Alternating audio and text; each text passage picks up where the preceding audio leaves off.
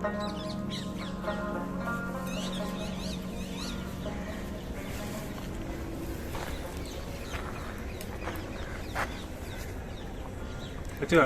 कभी Mughal miniature paintings वगैरह अगर आप लोगों ने देखी हो तो उसमें क्या होता है कि एक मंडप बना होता है ऐसे अष्टाकार, है ना, और उस पर जो है वो स्तंभ लगे रहते हैं जिन पर लाल कपड़ा जो है वो लगाया होता है, तो एक कैनोपी जो है वो लगी होती है, शामियाना तो ऊंचा सा होता है वो ना। तो अगर वो मिनिएचर पेंटिंग्स में वगैरह आपने देखा हो तो वो जो मंडप जिस पे वो बना होता है वो ये जहाँ आप लोग अभी खड़े हुए हैं। तो यहाँ जो अब आप इसमें तसव्वुर करें कि सांझ ढल रही है और यहाँ पर पिलर जो है वो लगे हुए चारों तरफ पर एक कैनोपी सी है, चिलमल लगी हुई एकदम बारीक मलमल के कपड़े की चिली, और अंदर गांव तकिए लगे हुए और शिराजी शराब है जो सुराही में है, और छोटी छोटी कश्तियों में जो है वो सूखे मेवे, और कहीं एक तरफ अंबर सुलग रहा है और चारों तरफ जो है बादशाह सलामती के मुहाफिज जो हैं वो खड़े हुए हैं। और यहाँ बादशाह जहांगीर जो या बादशाह अकबर जो है या शाहजहाँ को खास तौर पर मैं तस्वुर करता हूँ, वो बैठे हुए हैं और वो कुछ लिख रहे हैं या वो कुछ पढ़ रहे हैं। इतने में जो है पीछे जमुना से जो है तोतों का झुंड जो है वो चहचहाता हुआ जो है वो निकला, और बादशाह सलामत जो है वो एक जुबाइन में इतना ज़्यादा मग्न है कि वो उन्हें होश नहीं है कि आसपास हो क्या रहा है। वो परिंदे जो है कि तेज़ी से चहचहाते हुए गुजरे कि बादशाह सलामत जो है उनका वहाँ से जो है वो जो मन है वो वहाँ से हटा और सीधा वो आसमान की तरफ देखने लगे। तो फिर याद आया कि सूरज ढल रहा है, तो सूरज की रमक देखने के लिए आसमान पर उन्होंने 3 बार तालियां बजाई। तो एक खादिम आया और खादिम ने जो है वो जो चिलमन है, जो मलमल के पर्दे लगे हुए हैं, उनको जो है समेटना शुरू किया। अब जैसे ही समेटना शुरू किया तो जो मुहाफिज यहाँ खड़े हुए हैं एकदम से जो है अंबर की जो खुशबू है, वो जो धुआं है, वो उनके नसूनों पे जो है वो होकर गुजरा, तो उनको भी मज़ा आ रहा। और बादशाह सलामत जो है फिर जो कैनोपी है ये एकदम पूरी तरीके से आसमान के मतलब उसके साए में आ गई। तब यहाँ बैठकर बादशाह सलामत ढलते हुए सूरज को देखा।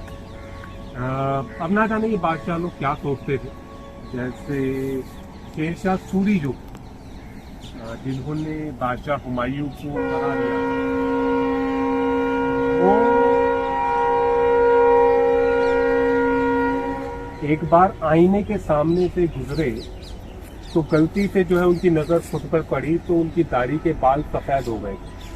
तो वो रुके चंद भर और कुछ लम्हे वहाँ रुके और अपनी दाढ़ी पर हाथ लगाते हुए कहने लगे कि जिंदगी की शाम हो गई तब जाकर सल्तनत हासिल हुई। आई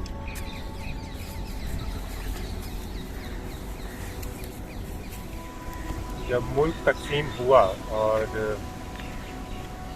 जो गुलाबी शामें हैं वो काली होना शुरू हो गई, एकदम स्याह, और हर तरफ से आहों की और कराहों और सिसकियों की आवाज़ें आने लगी। कोई ऐसा कूचा नहीं था जो अंधेरे में ना डूबा हो, कोई ऐसा खानदान नहीं था जिसका चिराग ना बुझ गया हो। तो ये कहा जाता है कि इंसान इतना बड़ा खुदगर्ज है कि जब उसके ऊपर आपत्ति आती है तो वो अपनों को भी भूल जाता है।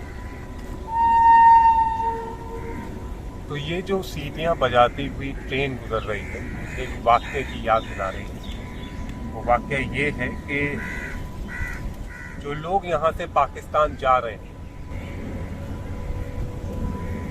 ट्रेन में इतनी ज़्यादा भीड़ होती थी कि वो अपने बूढ़ों को, अपने घर के बुजुर्गों को वो पीछे छोड़ जाते हैं। और ऐसा होते होते जो प्लेटफॉर्म है उस पर इतनी ज़्यादा उन बुजुर्गों की तादाद बढ़ गई कि पुलिस को जो है उसमें दखलंदाजी करनी पड़ी वो ज़बरदस्ती जो है उनके बुजुर्गों को जो है उनके साथ भेजना उन्होंने शुरू किया। तो ये कहा जाता है कि ये बुजुर्ग इतने हो गए कि जब ईद आई आज़ादी के बाद पहली, मतलब जिनसे ईद थी या तो पाकिस्तान जाकर बस गए या कब्रिस्तान जाकर बस गए, तो जब पहली ईद आई तो यही ऊपर जो है सबको जो है बैठा दिया गया, सामने पत्थर लगा दिए गए। तो जामिया के कुछ स्टूडेंट्स थे, वही जामिया जो बड़ा आजकल हाईलाइट रहता है, पर बड़ा कलंक है। तो जामिया के स्टूडेंट्स जो थे वो वॉलंटियरिंग करते थे ऐसे रिफ्यूजी कैंप्स में जा जाते। तो जामिया के स्टूडेंट्स थे वो यहाँ आए, उनको लगा कि ये जो बुजुर्ग हैं इनको कुछ मीठा खिलाना चाहिए, ईद का मौका है। वो क्या होता है कि ज़ख्म नहीं भरते, वो हल्का सा उस पर एक मक्खियाँ उड़ाने वाला काम है कि ज़ख्म पर कोई मक्खी ना बैठे। तो उन्होंने जो है फिर मीठा पकवाया और सबको एक उसमें पंगत में बिठाकर जो है थोड़ा थोड़ा मीठा जो है सबको खिलाना शुरू किया। अब फिर जब धीरे धीरे जब ये तूफान थमा, यहाँ के लोग वहाँ चले गए, वहाँ के लोग यहाँ आ गए और सब कुछ बिखर सा गया, तो एक बहुत बड़ा जलसा हुआ, बहुत बड़ा जलसा हुआ। और वो यहीं हुआ। अक्सर जलसे कब्रिस्तान में हुआ करते हैं, असल जलसे जो होते हैं वो कब्रिस्तान में होते हैं।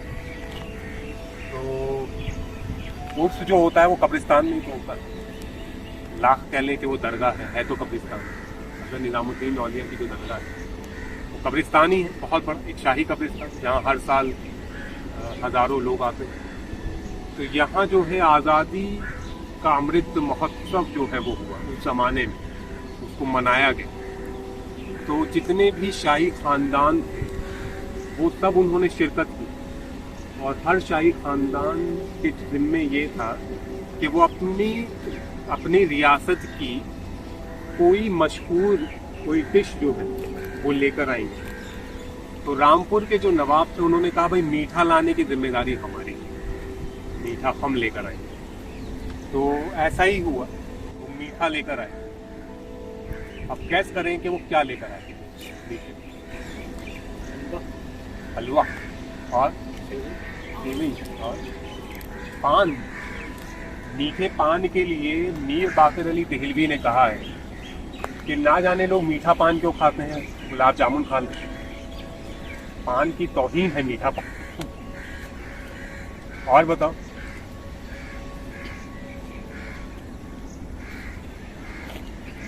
पेठा, पेड़ा, मालपुआ बहुत आसान है। वो लेकर आए थे रामपुर का जर्दा, आया जर्दा, मीठे चावल। और उस जर्दे की खासियत ये थी कि उसमें चावल नहीं। अब आप सोचें कि जर्दा बिना चावलों के कैसे पकाओ।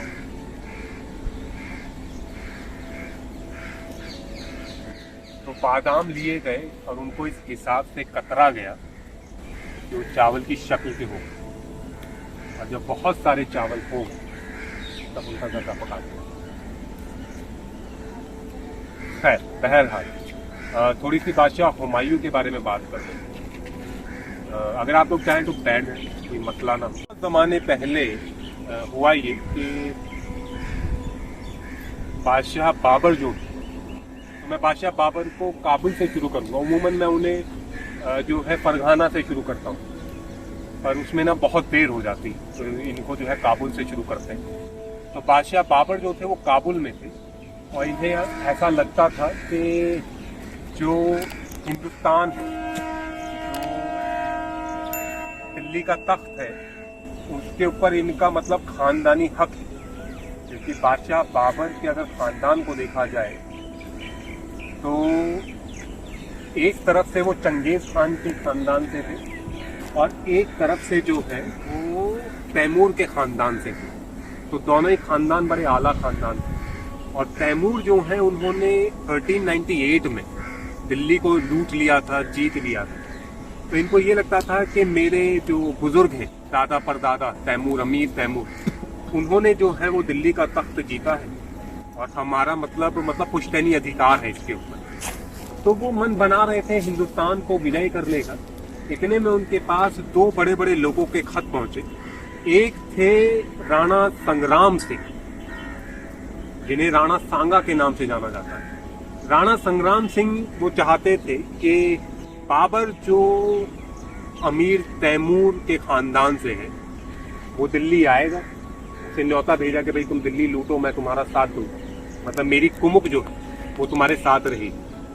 तो ये आएगा, रहेगा नहीं, लूटेगा, और जो खंडहर बचेगा, जो कब्रिस्तान बचेगा, उसे हम लूट लेंगे, उस पर हम अधिकार कर लेंगे। एक तरफ जो थे वो पंजाब के सूबेदार थे जिनका नाम था दौलत खान लोधी, जो लोधी खानदान के आखिरी सुल्तान इब्राहिम लोधी के बुजुर्ग थे, उन्हीं के कबीले से थे। तो उन्होंने जो है वो खत भेजा कि भाई आप आएँ, और क्योंकि सुल्तान जो है वो अपनों को ही बड़ा परेशान कर रहे हैं। तो सुल्तानी बड़ी आसान नहीं है, अक्सर इंसान जो है उसमें बावला हो जाता है, आशिकी में भी बावला हो जाता है, वो सुल्तान या बादशाह बनने के बाद भी बावला हो जाता है। बावला होना तय है, चाहे वो सुल्तानी करे चाहे वो आशिकी करे। तो वो इतने बावले हो गए कि वो सबको, अपनों को भी बड़ी शक की नजरों से देखते थे, जो इब्राहिम लोधी। तो उन्होंने अपनों को ही सजाएं देनी शुरू कर दी। तो दौलत खान लोधी का लड़का था जिसको पकड़ के इन्होंने कारागार में डाल दिया। दौलत खान लोधी को बड़ा गुस्सा आया, उन्होंने जो है बाबर को खत भेज दिए, एक तरफ से राणा संग्राम सिंह का खत और एक तरफ से जो है दौलत खान लोधी था उसका खत। अब ये देखकर उनको लगा कि भाई अब हमें हमला कर देना चाहिए। खैर वजहें और भी थी हमला करने की, सिर्फ ये खत वजह नहीं थी, वो पहले से तैयारी कर रहे थे। उन्होंने जो है वो दिल्ली सल्तनत पर हमला किया, और ये कहा जाता है कि बहुत छोटी सी, हजारों में एक छोटी सी संख्या में एक फौज जो है वो लेकर पानीपत के मैदान में आ गई। यहाँ इब्राहिम लोधी जो है 1 लाख से ऊपर की फौज लेकर पानीपत के मैदान में आ गई। बड़ा रण छिड़ा, शाम हो गई। जब लोधी हारने लगे तो इब्राहिम लोधी के अफसरों ने कहा कि भाई ऐसा करो, सुल्तान आली किबला आलम, दिल्ली वापस लौट चलो, हम फिर से बड़ी फौज बनाएंगे और फिर से आएंगे। तो दौलत खान, वो जो इब्राहिम लोधी थे, उन्होंने कहा कि ये जो अंबार देख रहे हो वीरों और शूरवीरों का, ये मेरे कहने पर जो है इन्होंने जो है अपनी जान दे दी। मतलब ये इतनी बड़ी बात है कि कोई किसी की इतनी ताबेदारी करे कि अपनी जान दे दे। फिर इस ढेर को देखकर तो मैं वापस नहीं जाता। तो यहाँ बाबर जो बादशाह थे, उनका हावी होने के पीछे एक वजह ये थी कि लोधियों के पास हाथी थे। जब हाथियों ने हमला शुरू किया तो यहाँ से इन्होंने तोपों का मुंह खोल दिया। तो पहली बार जो है आग उगलने वाली जो मशीन है या बारूद की जो खुशबू है, वो हिंदुस्तान की ज़मीन ने जो है उसको महसूस किया। वो जो गर्जन, तो ये तोप के गोले निकलते थे वहाँ से और ये हाथियों पर जो है ये गिरने लगते थे। तो हाथी पलटे और पलट कर इन्होंने अपने ही जो है सिपाहियों को कुचलना शुरू किया।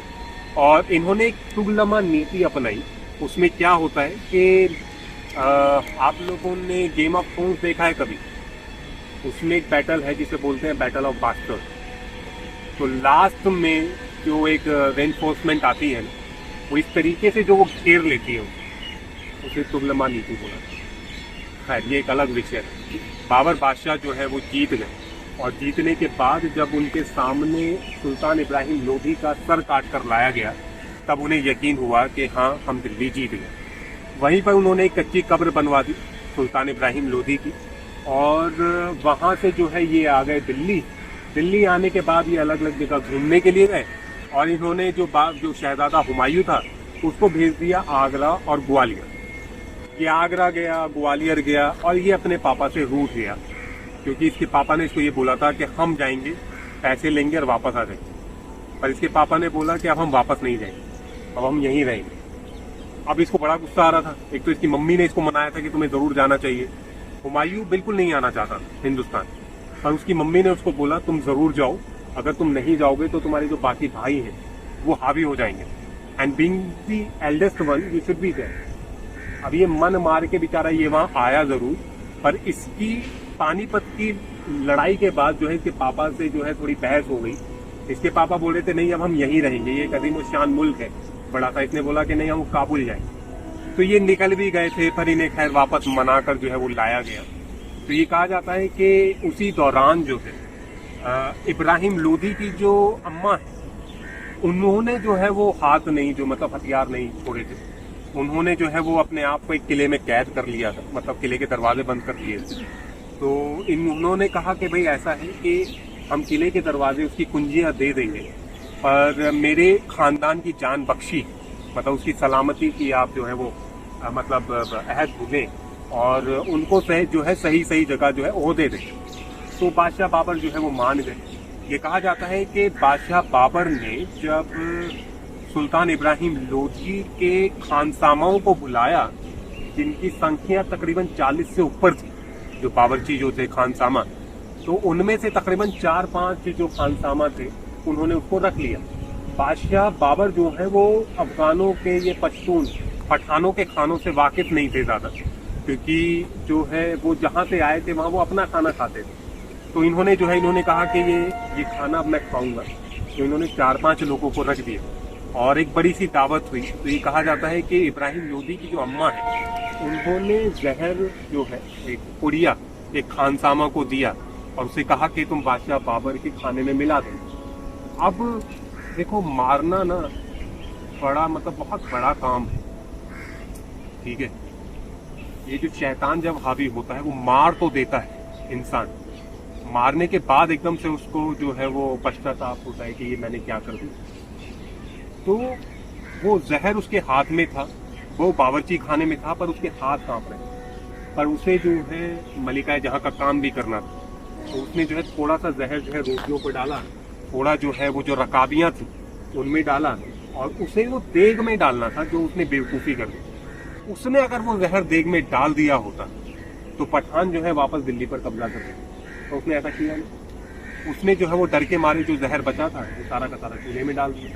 अब जब ये खाना जो है वो बादशाह बाबर के सामने लाया गया, तो बादशाह बाबर जो है वो तुझ के बाबरी में फरमाते हैं कि भाई ये खाना बड़ा बदमजा सा लगा। उन्हें कई बार क्या आने को हुई तो फिर वो उठ गए और फिर उसके बाद जो है वो हमाम में चले गए, जहाँ उनको उल्टी हुई और फिर उसके बाद उसकी तहकीकात हुई तो पता चला कि भाई उसमें जहर मिला हुआ है। तो फिर जो है उन्होंने उनको सजा दी, जो बादशाह मतलब सुल्तान इब्राहिम लोधी की अम्मा थी। अब कुछ टाइम बाद ही जो है जो हुमायूं है उनकी तबीयत खराब हो गई। उनकी तबीयत इस कदर खराब हुई कि कितने भी हकीम और कितने भी वैद्य जो थे उनकी दवा काम ना कर। तो एक फकीर से उन्होंने कहा कि भाई ऐसा करो, इनके ऊपर से सदका कर दो, कोहिनूर हीरा जो है ना इनके ऊपर से उतार कर दान दे दो। तो बादशाह बाबर ने कहा कि नहीं भाई, इनके सबसे ज़्यादा करीबी तो मैं हूँ, सबसे ज़्यादा ये मानते हैं, ये मुझे मानते हैं, तो मैं अपने आप को कुर्बान करूँगा। वो गए उसमें कमरे में, ख्वाबगाह में, जहाँ शहजादा लेटा हुआ था। उन्होंने उसके तख्त के चक्कर लगाए, 9 या 21 जो भी चक्कर लगाए, और जैसे ही उनके वो चक्कर खत्म हुए, वो जो तवाफ खत्म हुआ, उनके मुंह से जो है निकला कि ये हमने अपने ऊपर ले लिया है। उन्होंने अपने सीने पर बोझ महसूस की। ये बाकायदा लिखा गया है, ये चीज़ें लिखी गई।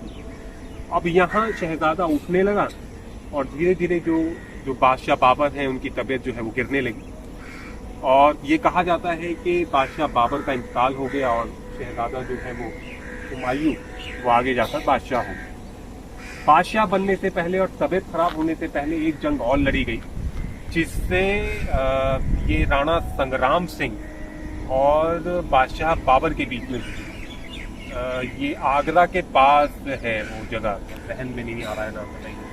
तो इसमें हुआ ये कि आप लोगों ने हसन खान मेवाती का नाम सुना है?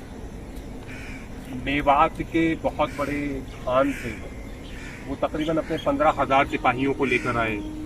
उस पहली बार ऐसा हुआ कि मेवाड़ और मारवाड़ एक हो गए। मेवाड़ और मारवाड़ में प्रॉब्लम ये थी कि भाई मारवाड़ की कन्या जो है वो मेवाड़ियों में ब्याही गई थी और राणा कुंभा ने जो है वो कत्ल कर दिया था मेवाड़ में एक बड़े महाराजा का। उस टाइम से जो है उनके बीच में जो है बहुत ज़्यादा जो है वो घड़े और ईंट का बैर शुरू हो गया था। तो एक बड़ी सी फौज जो है वो सजाई गई और इस फौज को जो है बादशाह बाबर ने बड़ी आसानी से हरा दिया, और फिर उसके बाद जो आखिरी जो कील थी वो उसको गाढ़ा गया अपने तख्त में, और यहाँ से एक मुगल हुकूमत जो है वो शुरू होती है। ये 1530 के आसपास का वाक़या है, जब बादशाह हुमायूं जो वो तख्त पर दिल्ली के विराजमान होते हैं, एक नया शहर बनवाते हैं जिसे आज आप लोग पुराना किला के नाम से जानते हैं, और उस ज़माने में उसे दीने पनाह कहा जाता है। अब ये कहा जाता है कि जो चीज कमा कर नहीं ली जाती वो छिन जाती, क्योंकि जो वो खुदा है वो अगर लेकर आजमाता है तो वो देकर ज्यादा आजमाता है। तो बादशाह हुमायूं जो है उन्हें ये विरासत में मिली थी सल्तनत, उन्होंने कमाई तो थी नहीं, इसलिए जो है वो क्या करते थे कि हर फैसला जो है वो सितारों पर छोड़ देते थे। उनका सितारा शिनासी में बड़ा यकीन था, पूरा टाइम अपने आप को ज्योतिषों में और नजूमियों से जो है वो अपने आप को घेरे रखते थे। मतलब ऐसा होता था कि अगर किसी जंगे मैदान में जा रहे हैं तो तीर लेते थे और फेंकते थे, उसका नेजा अगर इस तरफ आया तो हार जाएंगे, सामने रहा तो दुश्मन हार जाएगा। पहले ही मनोबल टूट जाता था उनका। एक मुर्गा उन्होंने पाल लिया सफेद रंग का, कोई भी काम करते थे तो ही कहते थे कि मुर्गा अगर मेरे कंधे पर चढ़कर बांग देगा तो ये काम सफल हो जाएगा। वो बैठ भी जाता था मुर्गा, वो बांग भी देता था, उनके काम हो भी जाते थे। हफ्ते में 7 दिन अलग अलग रंग के कपड़े पहना करते थे। अब हुआ ये कि उसी जमाने में जब बादशाह बाबर जिंदा थे तो एक पठान था जिसका नाम था फरीद खान। फरीद खान जो है वो जौनपुर से निकला, सासाराम और जौनपुर से, और वो बादशाह बाबर की नौकरी करने लगा। तो बादशाह बाबर ने जितने भी अफगानी सरदार थे उन सबको बुलाया। खुरासानी सरदार, उस जमाने में उसको खुरासान बोला जाता था। तो जितने भी सरदार थे उनको दावत पर बुलाया, और दावत पर बुलाने के बाद जो है वो गौर कर रहे थे हर किसी के ऊपर कि कौन खाना कैसे खाता। तो उन्होंने देखा क्या कि एक अल्हड़ पठान है फरीद, उसके सामने जो है खाना मतलब लाकर रखा गया, एक भुना हुआ गोश्त का बड़ा टुकड़ा। उसने बाकायदा अपनी कटार ली और उससे उसे काट कर जो है उसने निकाला। सुल्तान बहलोल लोधी के जमाने का वाकया है कि एक बड़े रईस सैयद जो है वो आए उनके यहाँ खाना खाने के लिए। तो उन्होंने जब पठानों को देखा तो वो कहने लगे, वो नाक बहुत सिकोड़ने लगे, कहते हैं कि इन्हें मतलब इन्हें तहजीब नहीं है क्या, सलीका नहीं है। तो बहलोल लोधी कहते हैं कि ये बस 3 ही काम जानते हैं, एक तो चरना जानते हैं, एक लड़ना जानते हैं और एक मरना जानते हैं। इसलिए कभी भी मुगलों ने जो है वो पठानों को अपने साथ नहीं बिठाया। बहुत वक्त लगा पठानों को अपनी जगह हासिल करने के लिए। तो फरीद ने जो है क्या किया कि वो कटार से मांस का टुकड़ा काटा और खाने लगा। और वहां बड़े वो सब नजाकत और नफासत से खाना खा रहे थे। वही वाली बात कि अगर कोई दिल्ली का अल्हड़ इंसान लखनऊ के दस्तरखान पर जाकर बैठ जाए आज के जमाने में। तो अब यहाँ बादशाह बाबर जो है वो अपने बेटे हुमायूं को बता रहे हैं कि ये जो पठान है इससे तुम जो है खबरदार रहना, क्योंकि मैंने इसके माथे पर बादशाह के चिन्ह देखे। अब ये जो लड़का था फरीद खान, इसको एहसास हुआ कि बादशाह बाबर ने इसके ऊपर बुरी नजर डाली, अब वो इसको गिरफ्तार करा सकते हैं। तो फौरन बाहर निकला, घोड़े पर बैठा और बिहार चला गया। अब इसको यहाँ छोड़ के और बादशाह हुमायूं जो है वो बादशाह बन गए। अब शेरशाह सूरी और हुमायूं बातें करेंगे। यहाँ तक थोड़ा बहुत समझ आया? कुछ ना समझ आया तो प्लीज आइए।